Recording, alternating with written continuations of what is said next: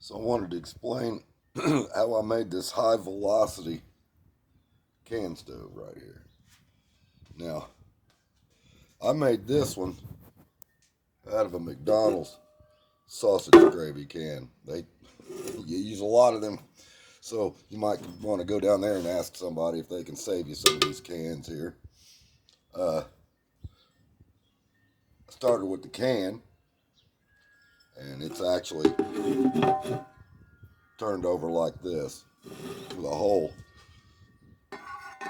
cut in the top of it big enough for a can to go in. Now that can's got little tabs on it that I've bent out to keep it from falling down in that hole. But there's nothing real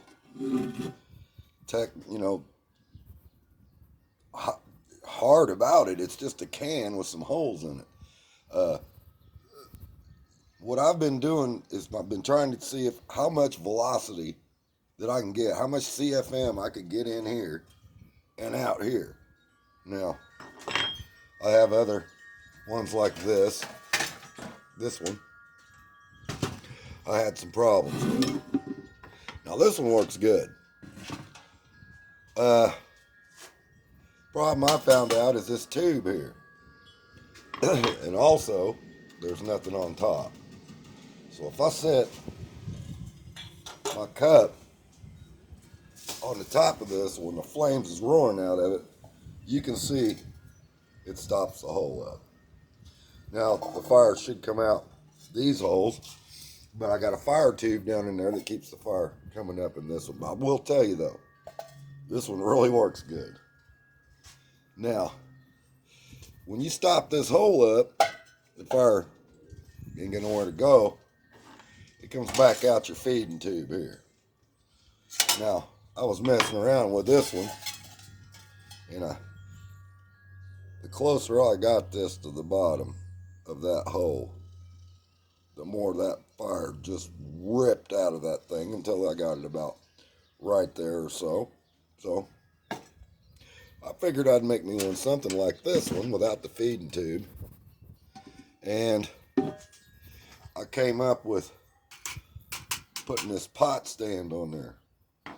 And what that does is that lets the fire just come out of there at all times and roll around it. The bottom, you can see, is actually, let me turn it over this way. It's actually this part of the can. And I left some tabs on it there. Bent the metal down around where I didn't cut it. And I just secured it to the bottom of that can and drilled some holes in it about that big. And it has, this one doesn't have a feeding tube, so the fire only has one place to go. So when I put that can or a pan on it, it seems to choke the fire off because there's usually a flame about 2 feet coming out of this thing. I mean, it's roaring.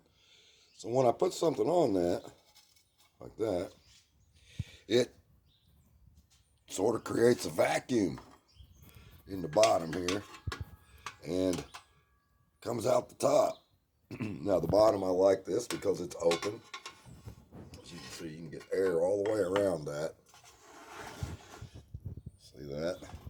And also acts as an ashtray that catches all your ash. I don't have a grate or anything in it. It's just, and you can see it burns those ashes down to absolutely nothing. So this thing is it's wicked. If you want to make one, you can play with it. Maybe drop this down, a little bit at a time until you can get this thing just absolutely, it's like a flamethrower now. So I haven't really messed with the air gap here, but it seems like the more you close that off, the more it I don't know, man. It sounds like it's propane. It's actually got, you